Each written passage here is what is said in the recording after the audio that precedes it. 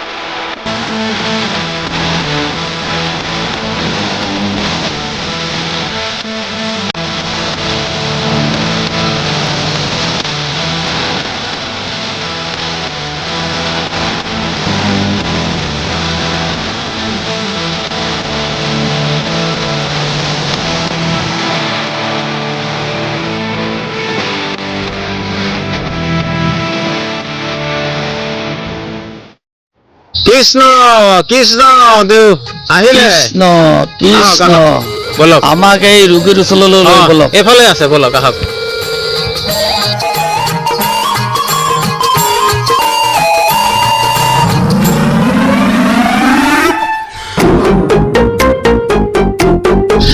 এইজনে নেকি ৰোগী?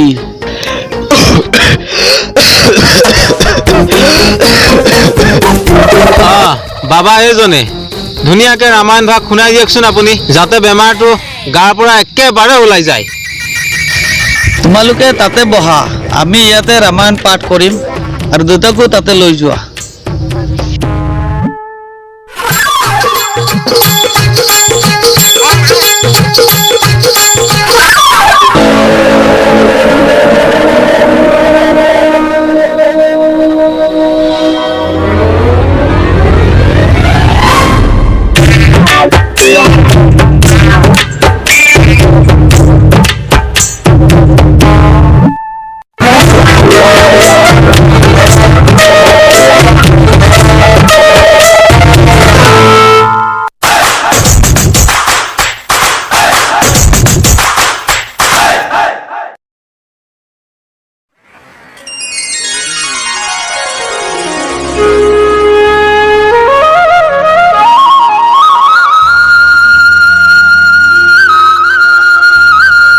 লওক, তামোল খাওক।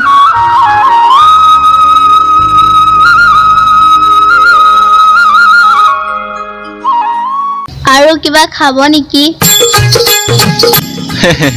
চেনি খাম। কি? নহয় মানে চেনি দিয়া চাহ খাম। ৰবা আনি আছো। চাবা দে ভণ্টি, ই অলপ চেনি বেছি খায়। মানে? চাহত আকৌ।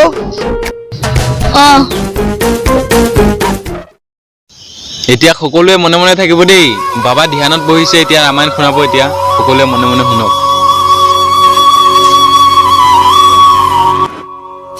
কৃষ্ণ। সেই সময়ত শ্ৰী ৰামচন্দ্ৰৰ বাপেক দশৰথে তেওঁক বনবাসলৈ যাবলৈ আজ্ঞা দিছিল। সেই আজ্ঞা মতে শ্ৰী ৰামচন্দ্ৰই তেওঁৰ ভাই লক্ষ্মণ আৰু তেওঁৰ পত্নী দ্ৰৌপদীক লৈ দ্ৰৌপদী নহয়, সীতা। তেওঁৰ পত্নী সীতাক লৈ বনলৈ গ'ল। সেইদিনাৰ পৰা তেওঁলোক বনত থাকিবলৈ ল'লে। কিন্তু লাহে লাহে অসুৰৰ উৎপাত বাঢ়ি গ'ল। শুনি যাব দেই, এতিয়াহে মজা লাগিব। এদিনাখন অকলে আছিল সীতা ঘৰত। তেনেকুৱাতে ভিকাৰী ৰূপ লৈ আহিল নহয় দুৰ্যোধন। এই দুৰ্যোধন নহয়, ৰাৱণ ৰাৱণ। ৰাৱণ আহিছিল।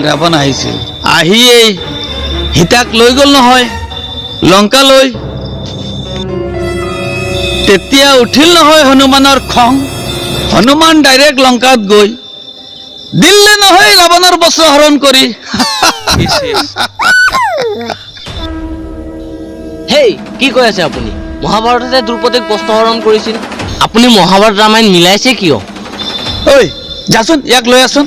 বেছি মুখ চলাই আছে, যা যা।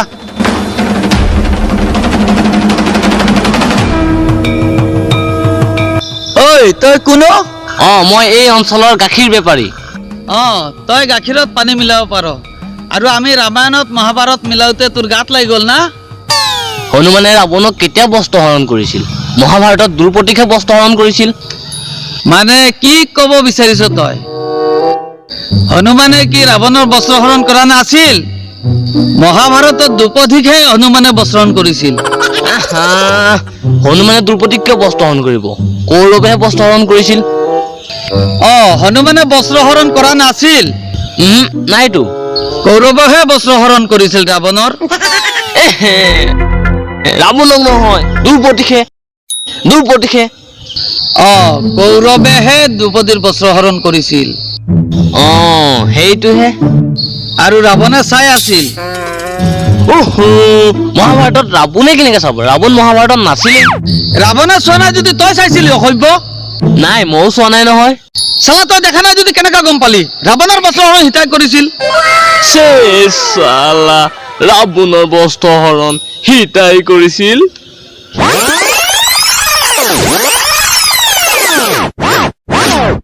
চালা অসভ্য, লোকৰ বস্ত্ৰহৰণ কৰা চাব যাও। ইয়াক লৈ যা, আজি তাৰ বস্ত্ৰহৰণ কৰি দে। যা যা। দেউতা! ইহঁতৰ উল্টা পুল্টা ৰামায়ণ শুনি মোৰ দেউতা আজি বেহুচ হৈ গ'ল। ধৰ ইহঁতক, ধৰ। কোন ক'ত আছে ধৰ ইহঁতক, ধৰ ধৰ।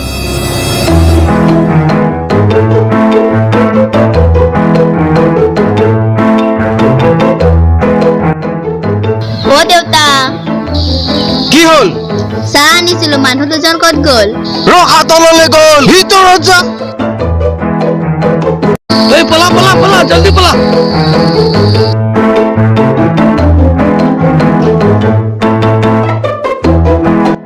চালা হনুমানে ৰাৱণৰ বস্ত্ৰহৰণ কৰিছে, আজি তহঁতৰ বস্ত্ৰহৰণ কৰিম ৰ।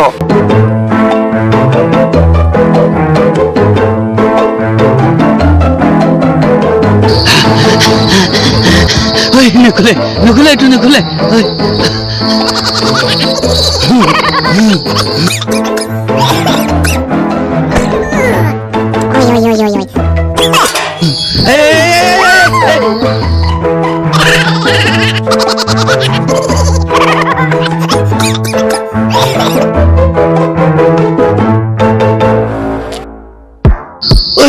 হাগা লাগিছে।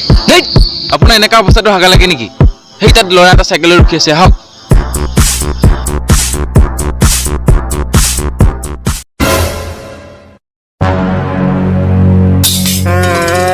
বলচোন, ঘূৰাৰ বোলে হাগা লাগিছে বোলে, বলচোন অলপ আগলৈকে। নাই, এনেকে নাযাওঁ। পইচা লাগিব মোক, পইচা লাগিব।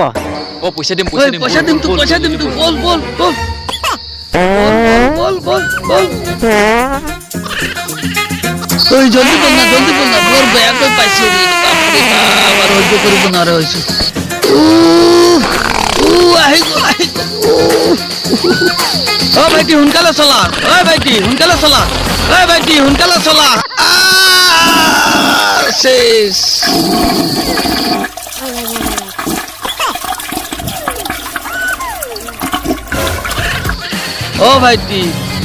ভাইটি এতিয়া লাহে লাহে গ'লেও হ'ব, কাম হৈ গ'ল।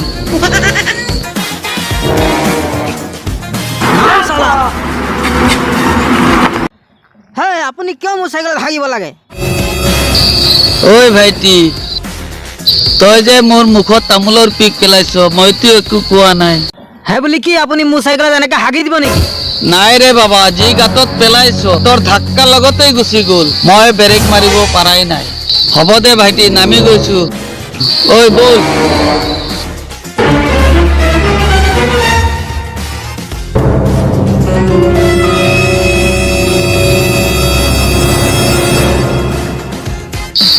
ভাইটি, আমাৰ ভুল হৈ গ'ল,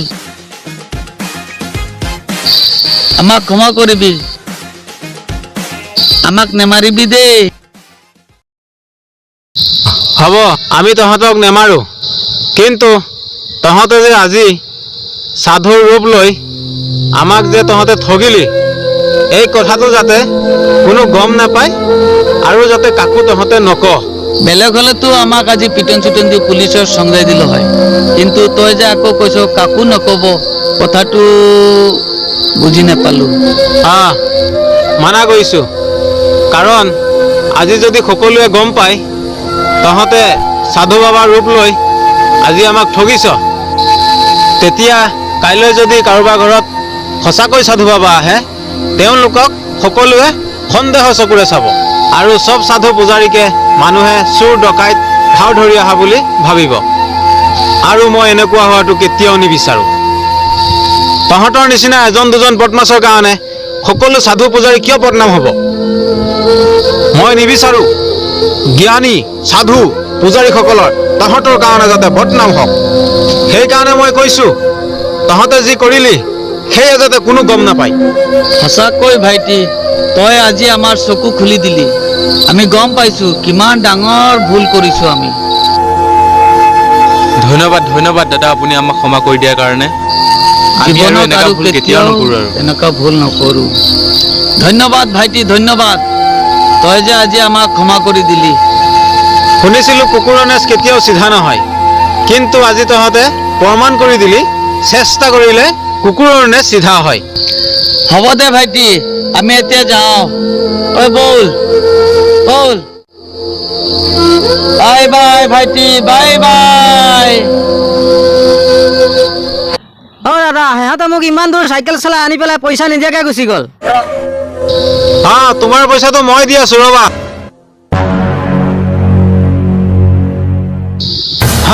মোৰ মানি বেগ নাই দেখোন। ক'ত গ'ল? মোৰ মানি বেগটো ক'ত? ইয়াতে থৈছিলোঁ, মোৰ পকেটতে থৈছিলোঁ।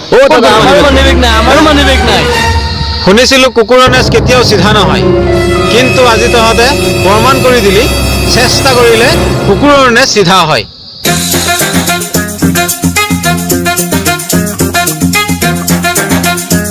কুকুৰৰ নেজ কেতিয়াও চিধা নহয়।